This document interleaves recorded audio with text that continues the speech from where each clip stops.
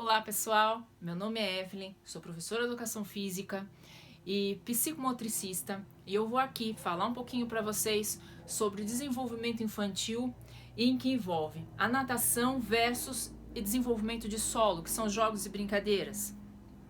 Eu vou priorizar mais a parte de solo, porque a de água, tem muitos lugares que já trabalham com água, muitas pessoas já trabalham com natação, então fica mais fácil de compreender a relação entre as duas e o que as duas podem agregar juntas. Mas a prioridade aqui é trazer algo novo para vocês, embasamento maior a nível de trabalho com bebês, né? E que muitos ainda não se abriram para isso aqui. Ou se abriram de forma livre, né, onde a criança tem uma exploração mais livre, a descoberta por ela mesma, que são correntes de Waldorf, Pickler, enfim, essas correntes que a criança tem essa descoberta interior, assim, de acordo com o interesse dela, né? E isso é muito válido, só que não é só por aí que a gente ajuda crianças a se desenvolver, principalmente onde competências importantíssimas elas são vividas, né? As de base, que são as questões atencionais, regulação de postura, de 0 aos 3 anos. Então vamos ver um pouquinho isso daí sobre a aula com mãe e com bebê. Então a gente tem a criança, ela aprende tudo pelo meio externo e pelas experiências sensoriais que ela tem. Isso é uma forma da criança aprender. A outra forma que este bebê aprende é através do professor e dos pais em casa, né? Então, assim, uma aula que possibilite a união desses dois aspectos é onde a gente vai fazer com que os pais aprendam, né, a lidar com essas crianças e observar todo o desenvolvimento dessa criança. Quanto mais conhecimento eu promover para esse pai, mais consciente ele vai estar do desenvolvimento do seu filho e o que esperar de cada fase, sem ficar desesperado. Ai, meu filho não senta, ai, porque meu filho não fala, porque meu filho não anda. Então, assim, a gente vai fazer com que esse pai tenha consciência de que cada fase tem a sua importância e ele tem que passar por todas, né?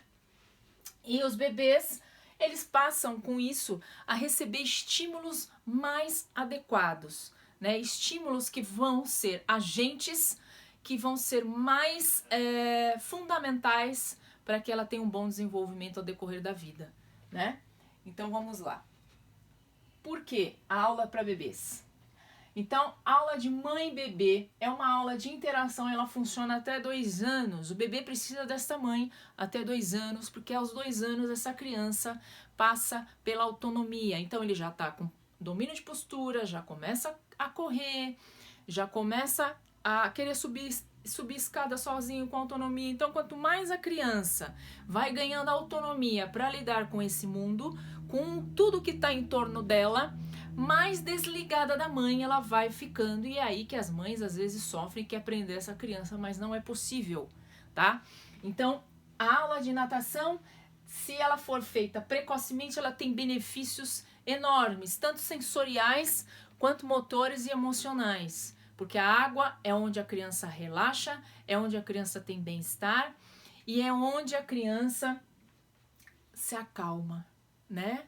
Então ela funciona como literalmente calmante. E tem enormes benefícios também, principalmente quando a criança tem muita cólica pequenininha. A água, por ser quentinha, temperatura adequada, ela ajuda a amenizar bastante a cólica, né? Então, aula de estimulação psicomotora em solo. Então a gente vai conscientizar essa família sobre a importância do brincar e a criança receber estímulos infantis. Porque a maioria dos pais hoje estão voltando as crianças para o celular, estão voltando as crianças para o brincar sozinho, né? Então, assim, ela se faz sozinha, não é por aí.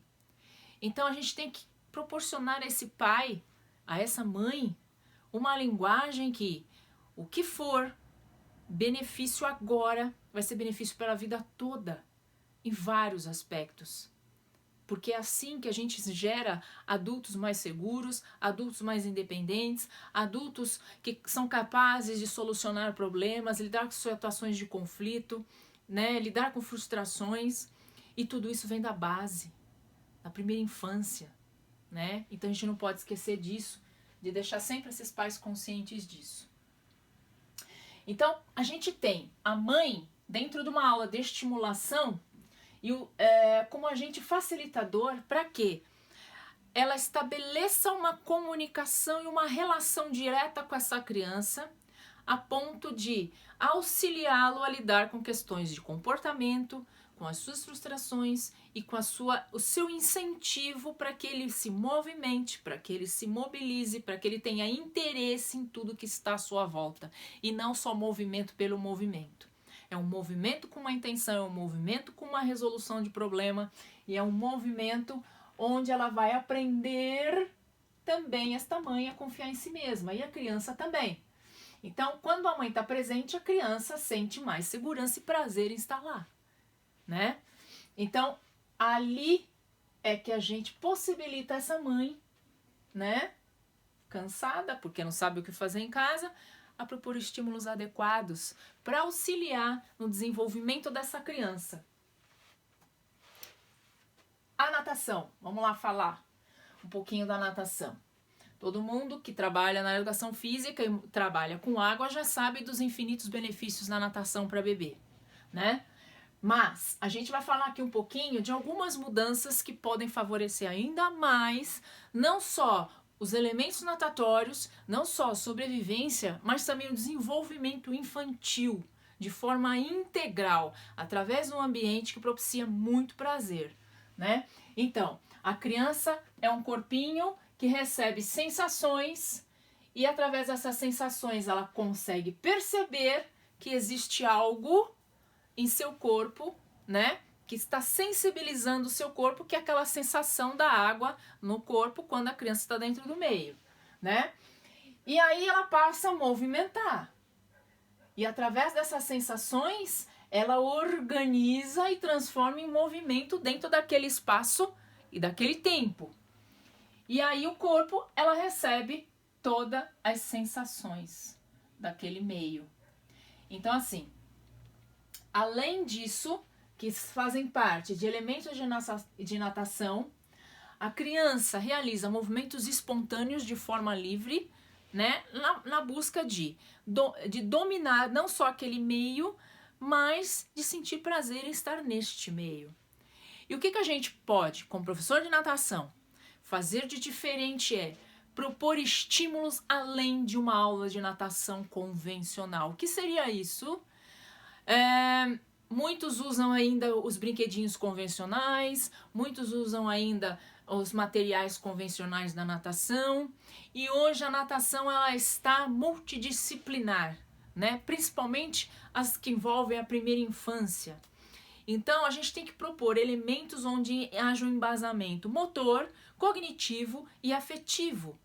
E através da exploração do meio junto com essas brincadeiras e esses objetos que podem ser feitos com sucata, que é a grande sacada do momento, vai propiciar essas crianças um embasamento riquíssimo a nível motor, onde ela vai ter mais prazer em estar neste meio, né? Além disso, a gente pode trabalhar com variações de posicionamento na água. Então vai mudando de direção e fazendo um circuito com várias formas geométricas dentro do meio, várias possibilidades dela estar usando esse corpo dentro do meio, transpondo mesas laterais, a fonte ela botar a perna em um, perna em outro, ou pular sem perder o contato com as duas mesas e aquele buraco no meio que se ela não prestar atenção naquilo ela vai cair.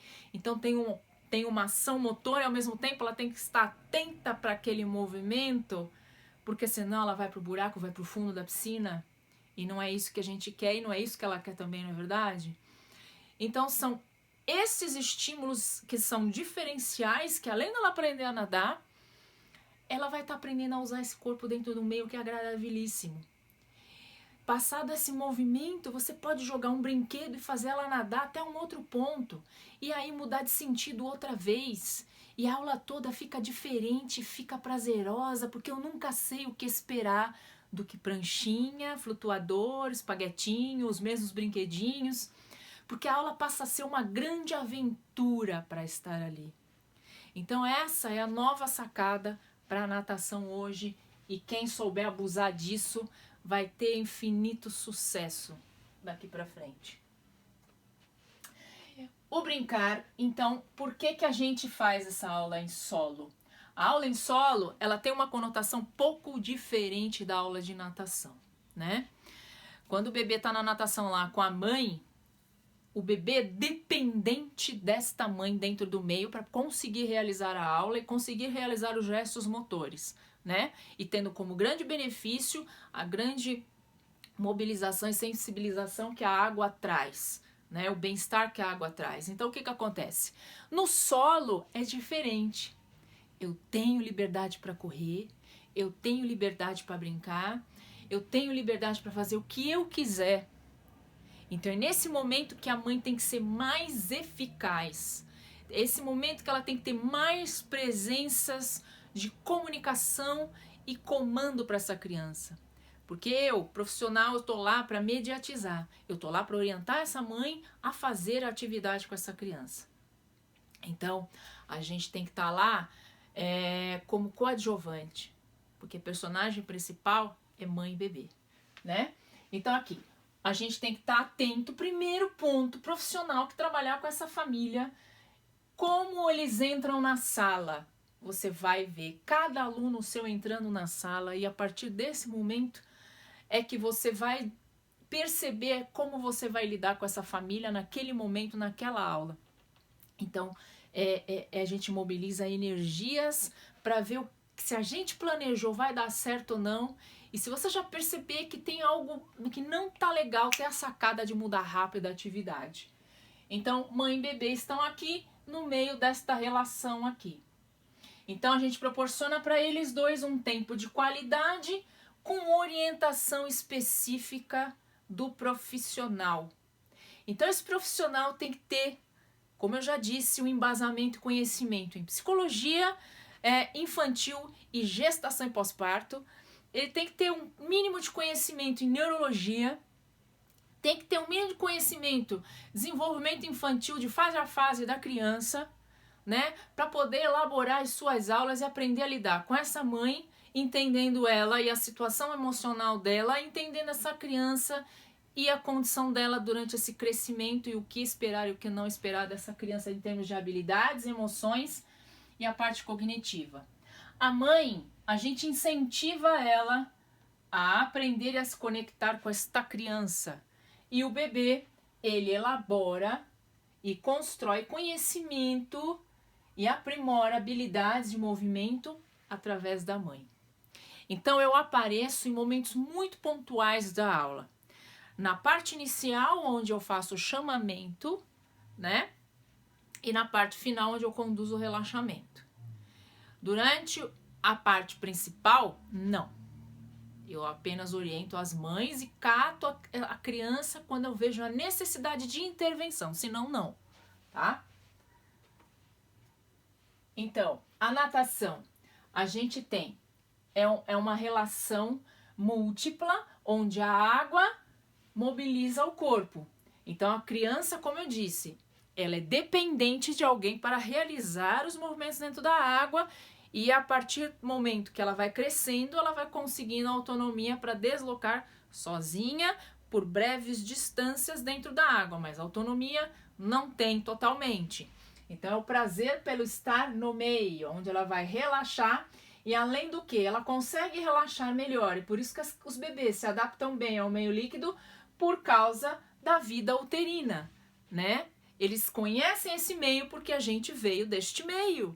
Então, é mais fácil dessa criança se adaptar, né? Salvo exceções. A estimulação psicomotora. A gente depende da maturidade dessa criança e a gente passa a integrar movimento, ritmo, tempo, noção espacial, além de questões sociais dentro desta aula. Então, é através desses vínculos que a criança estabelece é que a gente consegue equilibrar essa criança e ter resultados mais eficazes dentro de uma aula.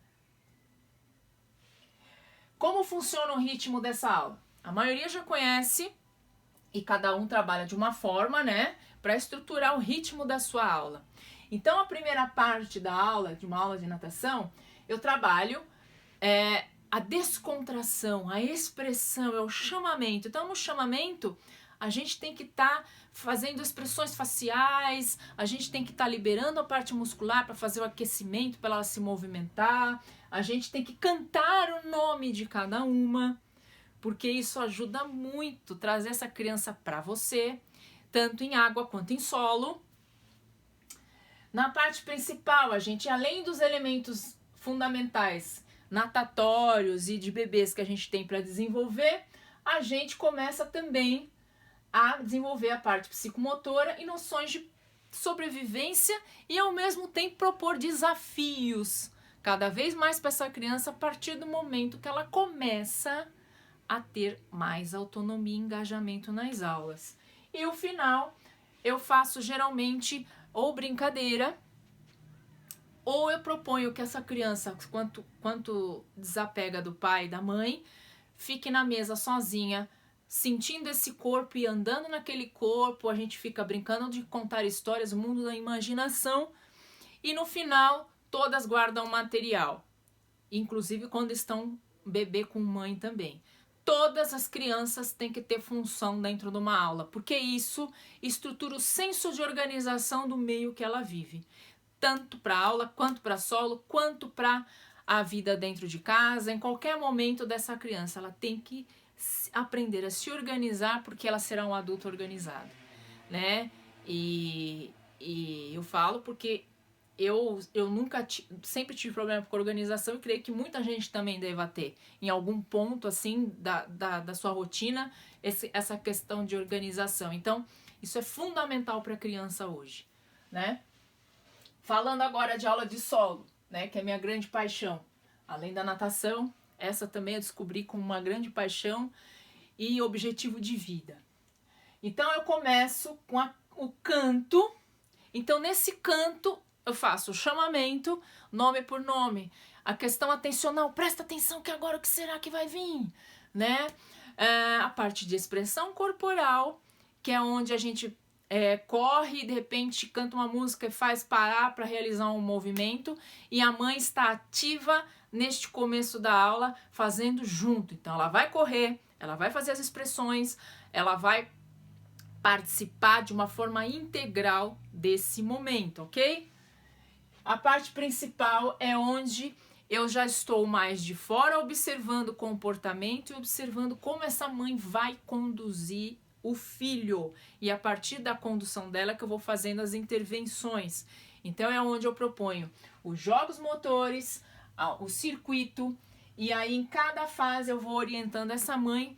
Não pegue assim, vamos fazer assado, vamos repetir 3 vezes, depois a gente vai mudar. Vamos acrescentar agora mais uma, mãe. Faz primeiro você, depois a criança vai, você auxilia, mas seja um referencial para ela. E assim vai durante a aula, a orientação. E o final é a função do relaxamento. Então, o que é que eu faço aí? No começo eu propus uma excitação e uma reação motora, né?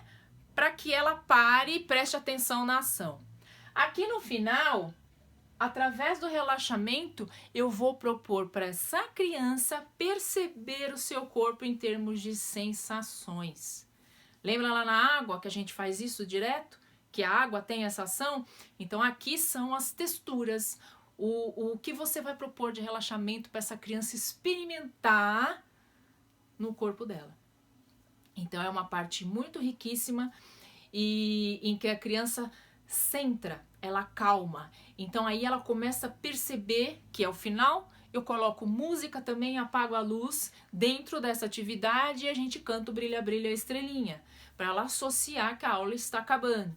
Então a criança começa a baixar a energia e aí ela sai da aula mais tranquila e muitas vezes já vai dormindo para casa, né?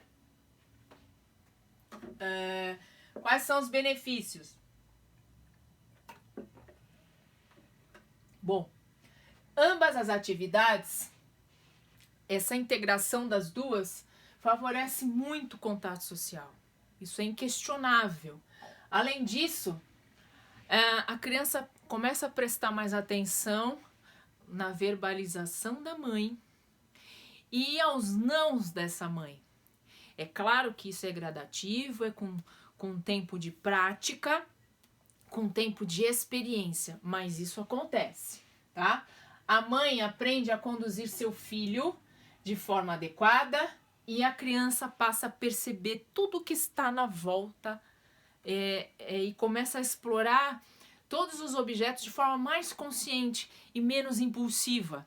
Então ela passa a olhar aquele objeto, interage. Quando ela viu que já explorou, perdeu interesse, aí ela troca, né? Ao invés de pegar aquele, pegar outro, pegar outro, pegar outro e se hiperexcitar, hiperestimular através da poluição visual, né? Que isso é erradíssimo e altera comportamento e a mãe acha que o filho é hiperativo e na verdade não é. Excesso de estímulo é tão ruim quanto a falta de estímulo, tá?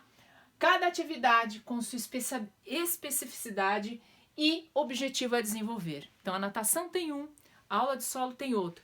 E as duas se integram por unir o todo, por ser um agente facilitador dessa criança melhorar aspectos natatórios de forma mais rápida e a parte de solo, compreensão verbal também.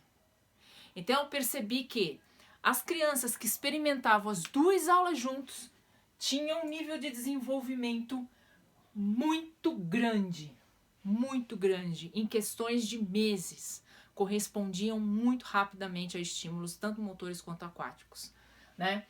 Desenvolvimento psicomotor em 3 aspectos. No aspecto motor, ela consegue controlar e sustentar melhor o tronco e cervical, ela rasteja mais rápido, ela controla o tronco ao sentar, engatinhar e rolar, lateralizações, força, coordenação e equilíbrio. Então são todos esses ganhos motores que ela vai adquirir até os 2 anos de idade, né? Depois dos 2 anos de idade a aula é sozinha, que a criança passa a ganhar autonomia, não precisa mais da presença da mãe. Mas ela passa por todas essas etapas motoras com mais riqueza de movimento, com mais centramento, com mais controle postural. No aspecto afetivo, então ela começa a se expressar, ela começa a trocar, ela começa a experimentar, ela aprende a aceitar melhor os nãos, a entender o seu tempo, a entender que tem que esperar, começa a aprender a esperar, ela se sente importante porque está ajudando a professora a guardar o material e ela recebe parabéns por isso. Então assim, ela começa a entender uma linguagem gestual, ela começa a entender o senso de cooperação, isso é muito bacana. No cognitivo, ela percebe e realiza movimentos corporais pela elaboração e construção interna que nós, tanto a mãe quanto eu, o profissional que estiver trabalhando com essa criança, introduz nela. Então, nossa, o que será que a gente pode fazer com esse cachorro? Como que faz o cachorro? E aí você demonstra para essa criança e depois ela vai interagir com o objeto e vai acabar reproduzindo o movimento do cachorro, e assim a gente vai estabelecendo conexões com o som, conexões com o movimento, possibilidade de movimento, possibilidade de interação com o mundo imaginativo dessa criança, né? Percepção com que ela pode brincar, de que forma ela pode brincar com o corpo e com o objeto que a gente está ofertando, que é o cachorrinho, né? Então isso é muito bacana, e é isso que é o grande ganho cognitivo. A estrutura da relação que a gente estabelece. E como resultado final, a criança vai ganhando autonomia, ela controla e desenvolve a questão da postura, do equilíbrio, coordenação global, desenvolve noções de tempo, limite, espaço e atividade da vida diária, que eu trabalho bastante também. Eu não falo que eu peço ajuda para elas guardarem os brinquedos, eu também peço. Cada uma tem uma função junto com a mãe dentro da minha aula, que é o final da aula, quando eu preparo para fazer o relaxamento. Então, fulaninho vai apagar a luz junto com a mãe, o outro vai me ajudar a guardar um objeto, o outro vai me colher um outro objeto e o outro vai me distribuir o objeto do relaxamento. E assim vai sucessivo de acordo com o nível, a quantidade de crianças que vocês tiverem dentro da sala de vocês, né? O mesmo ocorre na natação, tá? Ela desenvolve habilidade socioafetiva e colaborativa. Ela recebe comando para realizar a atividade e elabora o pensamento em ação e transforma tudo em ação. Então, o grande ganho dessa experiência natatória e de solo é a autonomia. É o ganho postural, é o ganho cognitivo que essa criança vai ter, é o ganho em centrar e elaborar melhor o pensamento para resolver os conflitos. Ah, mas ela é tão pequenininha. Então vocês vão ver depois, peçam relatos para essas mães depois que passarem os 2 anos de idade, ela for entrar na escola, o quanto essa criança está calma e o quanto essa criança explora aprendendo a ouvir os comandos, né? De forma mais assertiva e menos impulsiva, né? Porque estímulos demais, estímulos livres demais, deixa a criança muito impulsiva e desorganizada com o meio, né? E quando você tem uma aula que é dirigida, a criança fica mais organizada com o meio, com tudo que você ofertar para ela, porque ela vai conhecer e explorar por algumas repetições aquilo. E eu fiz um grande teste uma vez com uma mãe que falava, mas são tantas repetições, né? E você vai colocando um pouquinho de cada vez, por que você já não coloca o circuito todo? Eu fiz essa experiência sem falar nada para essa mãe. Sabe o que aconteceu? Deixei o circuito todo montadinho lá. Comecei a minha aula cantando igualzinho, com os mesmos procedimentos. Essa criança, ao ver o circuito lá, com tantos estímulos ao mesmo tempo, ela foi em apenas um objeto daquele circuito. Passado aquilo, ela passou umas 5 vezes naquele mesmo objeto. Passou aquilo, ela quis ir embora da sala.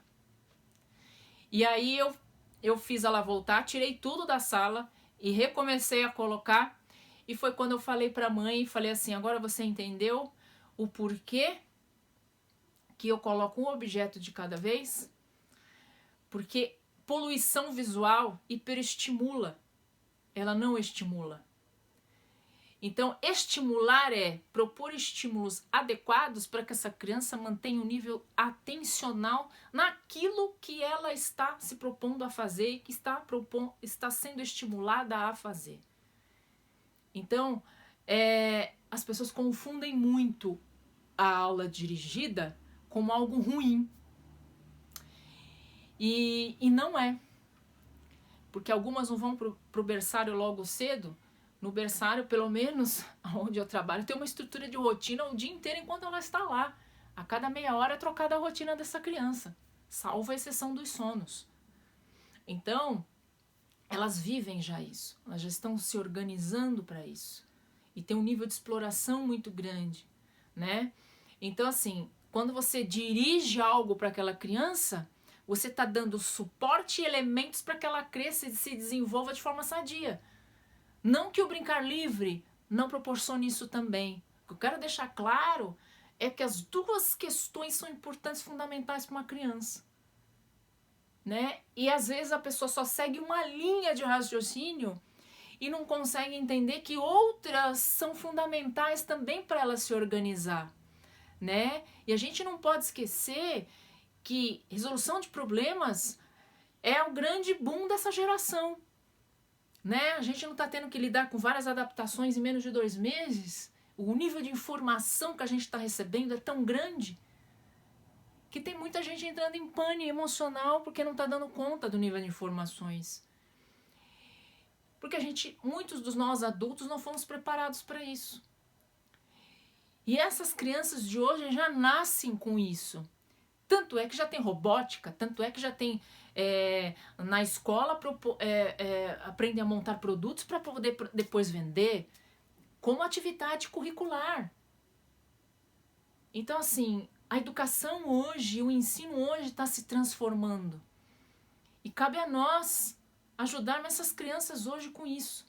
Porque cada vez mais a informática está tomando uma dimensão tão grande que essas crianças não estão sabendo mais brincar, não estão sabendo mais correr, não estão sabendo mais usar o corpo. E a gente tem o dever de incentivar essas famílias, nós profissionais da área da saúde, da educação, a mobilizar para esses pais a importância disso tudo para a criança viver. Né? Então essa é a minha grande mensagem, conexão mãe e bebê. Os benefícios para essa criança até os 2 anos, né? Então ela aprende a ouvir, ela aprende a realizar, ela aprende a desenvolver habilidades sociais, cognitivas, né? Principalmente. E a criança se organiza em suas questões diárias, porque se o pai continuar introduzindo rotina dentro de casa, essa criança não dará problema. Ela pode dar problema em outras questões, relacionais, com a mãe, com o meio, com coleguinhas, mas em termos de rotina, não, né? Vai ser uma criança a tendência é a criança mais tranquila. Desenvolve e cria novos potenciais, né? E uma coisa que eu queria deixar claro aqui é que esses são os maiores benefícios. Porém, se a mãe depois sai dessa aula e dentro da casa dela ela não entende que isso tem que permanecer como filosofia de vida dentro do seu próprio lar a fim de beneficiar a criança e ela mesma, né? Porque um lar que não tem organização de rotina, a criança faz o que quer e enlouquece todo mundo, tá certo? Então, a partir do momento que eu organizo este lar, eu estou proporcionando para a criança que ela mantenha isto nela também. Então, não adianta só vivenciar na aula. Essa mudança também tem que ocorrer dentro do lar. Certo? E essa é a minha mensagem para todos. Eu espero que eu tenha passado aqui um pouquinho do meu conhecimento para vocês. Espero que vocês tenham gostado. Eu acho que vem mais novidade por aí. E espero que vocês gostem, ok? Obrigada!